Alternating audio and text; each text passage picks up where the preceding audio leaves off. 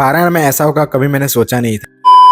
हुआ कुछ ऐसा कि मैं आया था वडोदरा से अडालज पारायण अटेंड करने के लिए और ये जैनों का होता है। तो यहाँ आकर मैंने सबसे पहले सुबह दादा भगवान का दर्शन किया त्रिमंदिर में और यहाँ आके मुझे बहुत ही शांति का अनुभव हुआ। दर्शन के बाद थोड़ा नाश्ता किया और फिर मैं पहुंच जाता हूँ सत्संग हॉल में। यह हॉल इतना बड़ा था कि मैं हैरान हो गया। थोड़ी देर बाद पूज्य श्री भी पधार गए और हम सब मिलकर पारायण सुन रहे थे और इतने सारे महात्मा के बीच पूरा माहौल ही अलग लग रहा था। बीच में एक क्लिप दिखाई गई जो मुझे बहुत पसंद आई और वेरावल त्रिमंदिर की प्राण प्रतिष्ठा थी और कल 2000 से भी ज्यादा भगवान की प्राण प्रतिष्ठा होने वाली है। तो मिलते हैं प्राण प्रतिष्ठा में।